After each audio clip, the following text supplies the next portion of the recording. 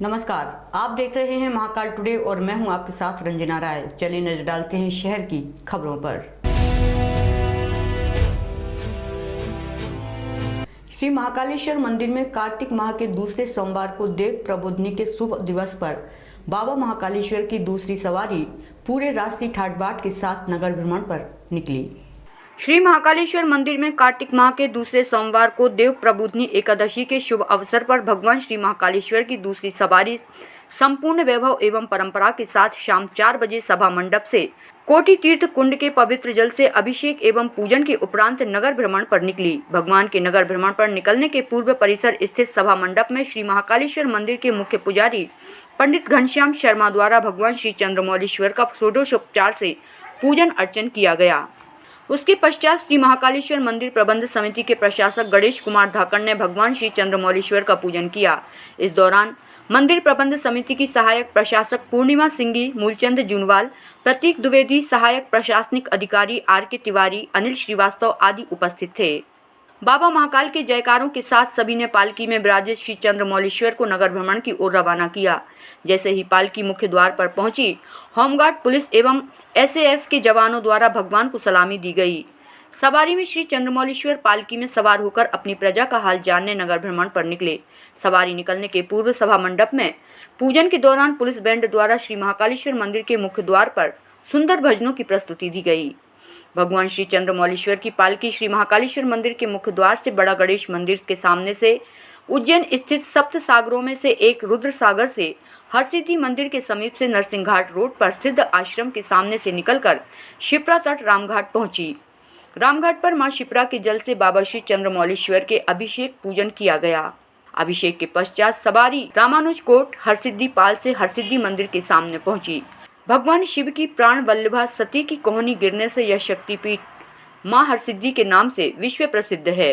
नगर भ्रमण के दौरान बाबा श्री महाकाल की आरती में मां हरसिद्धि प्रतिनिधियों द्वारा की गई। यहाँ शक्ति एवं सर्वशक्तिमान के मिलन का विहंगम दृश्य देखते ही बन रहा था। आरती के पश्चात सवारी बड़ा गणेश मंदिर के सामने से होते हुए श्री महाकालेश्वर मंदिर प्रांगण में वापस आई।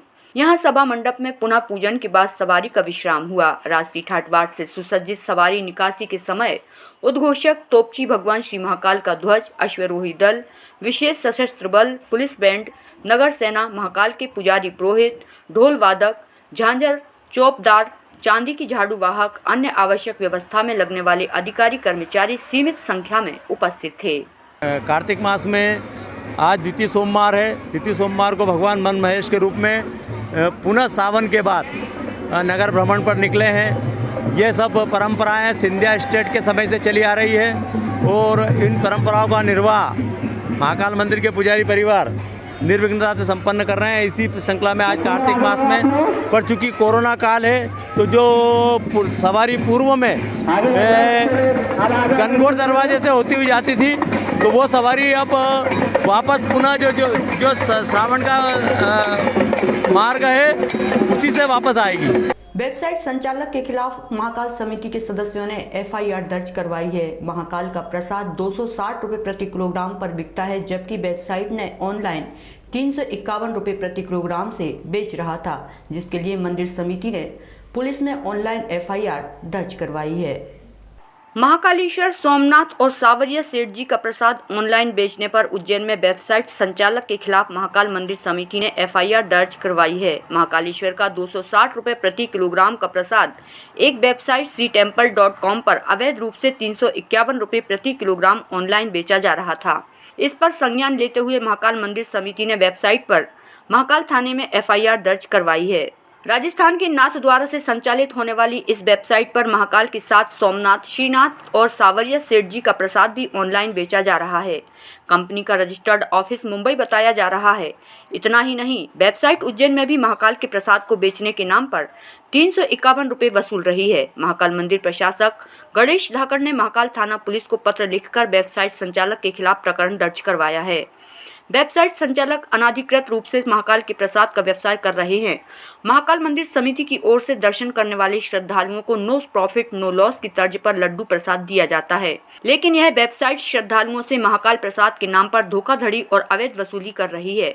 यह गैर कानूनी है। महाकाल मंदिर समिति की ओर से महाकाल थाने में धारा 420 के तहत एफआईआर दर्ज करवा दी गई है। सीएसपी पल्लवी शुक्ला ने बताया कि मामले की जांच की जा रही है। महाकाल मंदिर समिति ने पत्र लिखकर उक्त वेबसाइट की शिकायत की थी, जिसमें महाकाल मंदिर के लड्डू प्रसाद को बेचा जा रहा था। मामले में अपराध दर्ज किया गया है। प्रकरण की विवेचना की जा रही है। महाकाल प्रबंधन समिति द्वारा एक पत्र जारी किया गया था थाना प्रभारी को, जिसमें एक ऑनलाइन वेबसाइट, एक श्री टेम्पल करके है वेबसाइट, वो डेवलप की गई, जिसमें पैरेलल में लड्डू का विक्रय किया जा रहा था।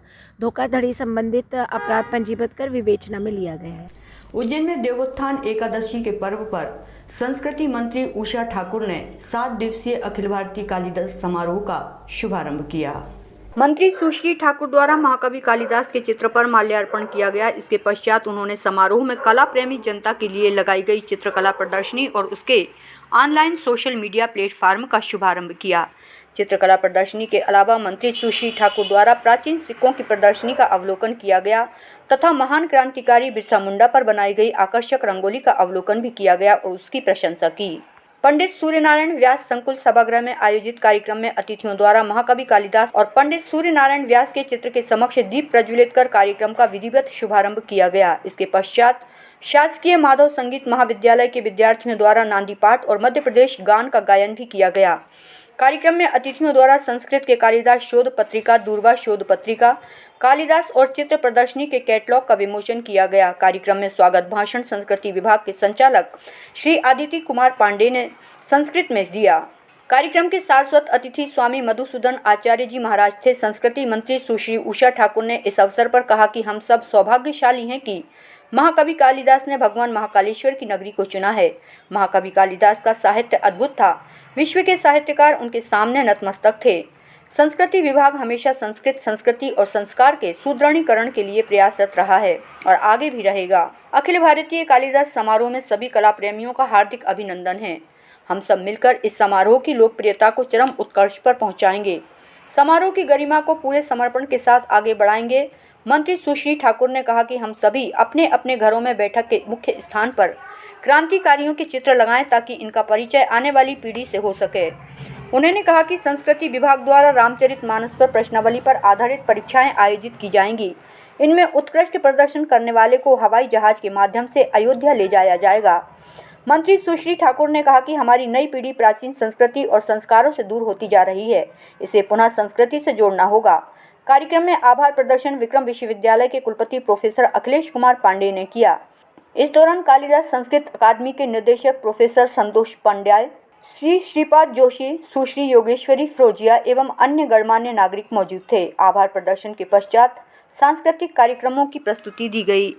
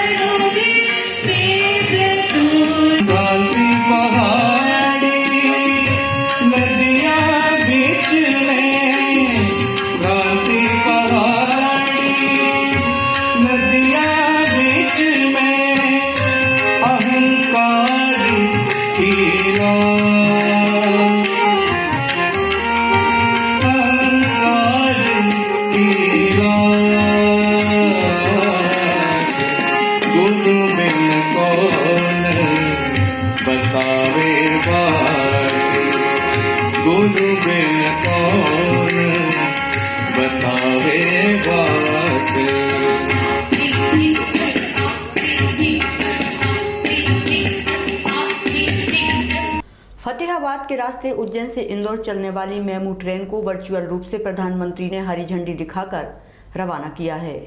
उज्जैन के रेलवे स्टेशन पर उज्जैन फतेहाबाद पर मेमू ट्रेन शुरू होने पर सांसद अनिल फिरोजिया, विधायक पारस जैन और डीआरएम विनीत गुप्ता ने हरी झंडी दिखाई। उज्जैन में बड़ी सौगात मिलने पर भाजपा के कार्य मंच पर सांसद अनिल फिरोजिया का सम्मान किया गया। उज्जैन को इंदौर से जोड़ने के लिए आज से नई ट्रेन मिली है। ट्रेन आज दोपहर 3:32 से उज्जैन से इंदौर के लिए अलग अलग रवाना हुई। प्रधानमंत्री नरेंद्र मोदी भोपाल के कमलापति स्टेशन से इस ट्रेन का वर्चुअल शुभारंभ किया।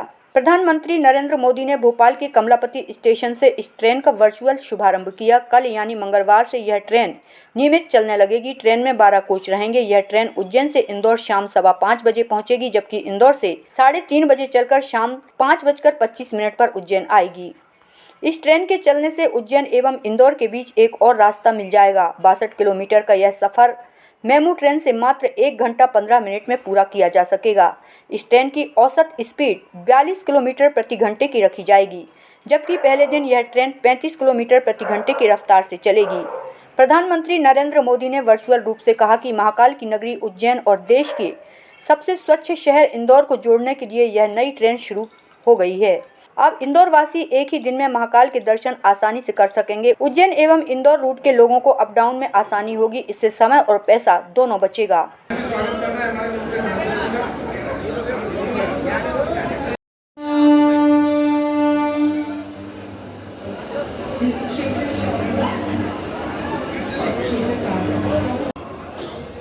इस कार्यक्रम में भोपाल गुना ग्वालियर खंड का बिजलीकरण, थेला निमारखेड़ी खंड का बिजलीकरण और उसे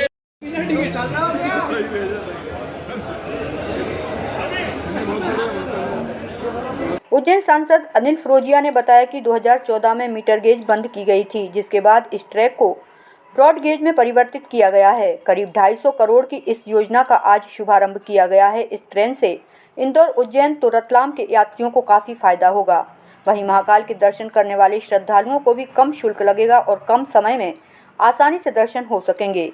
मैं मीडिया के माध्यम से हमारे यशस्वी प्रधानमंत्री श्रीमान नरेंद्र मोदी जी, रेल मंत्री जी वर्णवाल जी और वैष्णो जी एवं हमारे मुख्यमंत्री श्रीमान शिवराज सिंह जी चौहान साहब का बहुत बहुत धन्यवाद और आभार व्यक्त करूंगा, क्योंकि ये 2014 में मीटर गेज बंद हो गई थी उज्जैन फतेहाबाद, लेकिन माननीय हमारे यशस्वी प्रधानमंत्री नरेंद्र मोदी जी के निर्देश के कारण ये प्रारंभ हुई है और 250 करोड़ का इसका बजट है और ये ब्रॉड गेज में मिली है, जिससे उज्जैन, इंदौर और रतलाम के ग्रामीण लोगों को इससे बहुत बड़ी सौगात मिलेगी और उज्जैन में आने वाले तीर्थयात्री दर्शनार्थियों को भी रीजनेबल रेट पे और कम समय में उज्जैन आने का लिए और महाकाल के दर्शन करने का लाभ मिलेगा। उज्जैन जिला प्रशासन ने दीपावली की छुट्टियों के बाद एंटी माफिया अभियान शुरू किया है, जिसकी शुरुआत देवास गेट थाना हिस्ट्री शीटर नन्नू यादव के मकान को जमींदोज करके पहल की है। उज्जैन जिला प्रशासन ने एंटी माफिया अभियान के तहत देवास गेट थाना पुलिस ने सरदारपुरा क्षेत्र के बदमाश नन्नू के मकान को जमींदोज करने का काम किया। उज्जैन पुलिस ने शहर को अपराध मुक्त करने के लिए आदतन बदमाशों के खिलाफ गुंडा अभियान शुरू किया है। अभियान के तहत ऐसे बदमाशों को चिन्हित किया जा रहा है जिन पर 3 से अधिक अपराध दर्ज हैं। देवास गेट थाना पुलिस ने अभियान के तहत सरदारपुरा निवासी नन्नू यादव नामक बदमाश को चिन्हित किया था, जिस पर 14 से अधिक वसूली, मारपीट, अड्डेबाजी के मामले विभिन्न थानों में दर्ज थे। मंगलवार को नगर निगम की टीम और पुलिस ने संयुक्त कार्रवाई करते हुए बदमाश के अवैध बने मकान को जमींदोज करने का काम किया है। कार्यवाही में देवास गेट सीएसपी विनोद मीणा, कार्यपालन अभियंता पीयूष गोयल, थाना प्रभारी मनीष लोधा, रिमूवल गैंग प्रभारी मोनू थनवार सहित भारी मात्रा में पुलिस बल मौजूद था। बदमाश के परिजनों ने मकान का सामान खाली करने के दौरान विवाद भी किया। थाना प्रभारी मनीष लोधा के अनुसार इस बदमाश के 14 से ज़्यादा अपराध दर्ज हैं। यह अभियान निरंतर जारी रहेगा। माफिया अभियान के दौरान आज देवास गेट क्षेत्र के जो गुंडा बदमाश था नन्ना यादव, उसका मकान जो अवैध था उसको तोड़ा गया। इसके विरुद्ध संपत्ति संबंधी मारपीट एवं विभिन्न धाराओं में लगभग 14 अपराध जो है वो विभिन्न थाना क्षेत्रों में पंजीबद्ध थे। जनपद पंचायत खासरोद के ग्राम नावदा पंचायत के ग्रामीणों को नल जल योजना का लाभ नहीं मिल रहा है, जिसके लिए ग्रामीण उज्जैन पहुंचकर मंगलवार को जनसुनवाई में उन्होंने अपनी शिकायत दर्ज करवाई है। उज्जैन जिले में जिला पंचायत के अधिकारी किस तरह से मुख्यमंत्री का नल जल योजना को पलीता लगा रहे हैं, इसका उदाहरण उज्जैन तहसील की खासरोद जनपद पंचायत के नावदा गांव की पंचायत में देखने को मिल रहा है। गांव में पंचायत में सन 2018-19 में ग्राम पंचायत में नल जल योजना के लिए पानी की टंकी का निर्माण किया गया था। बावजूद आज तक ग्रामीण क्षेत्र में ग्रामीणों को पानी भी नसीब नहीं हो पाया है। इसके लिए ग्रामीणों से प्रतिमाह 90 रुपये भी पंचायत द्वारा लिया जाता है। नल जल योजना का लाभ ग्राम पंचायत के रहवासियों को नहीं मिलने के बाद ग्राम पंचायत के सचिव एवं मंत्री को कई बार शिकायत की गई। ग्रामीणों ने जनपद पंचायत सीईओ को इसकी शिकायत की तो जनपद पंचायत सीईओ ने ग्रामीणों के साथ अभद्रतापूर्ण व्यवहार किया और शिकायत वापस लेने का दबाव बनाया और कहा कि अगर शिकायत वापस नहीं ली तो तुम्हारे खिलाफ शासकीय कार्य में बाधा का केस दर्ज करवाकर जेल भिजवा देंगे। जिसकी शिकायतों को लेकर पिछली बार भी जनसुनवाई में आवेदन दिया गया था, बावजूद आज तक कोई कार्यवाही नहीं की गई है। एक बार फिर जनसुनवाई में शिकायत दर्ज करवाई गई है। ग्रामीण आनंदी लाल ने बताया कि गांव में करीब 300 परिवार रहते हैं। नल जल योजना का लाभ ग्रामीणों को नहीं मिल पा रहा है, वहीं पीने का पानी भी दूर दूर से लेकर आना पड़ता है। नल जल योजना के पैसे पंचायत 90 रुपये ले रही है, इसके बावजूद भी नल से पानी नहीं आ रहा है। पूरे मामले में अपर कलेक्टर ने जनपद पंचायत के सीईओ को जल्द कार्यवाही कर नल जल योजना का लाभ दिलवाने के लिए आदेश दिया है। सर जी, हमारे ग्राम पंचायत नवादा का मामला है सर।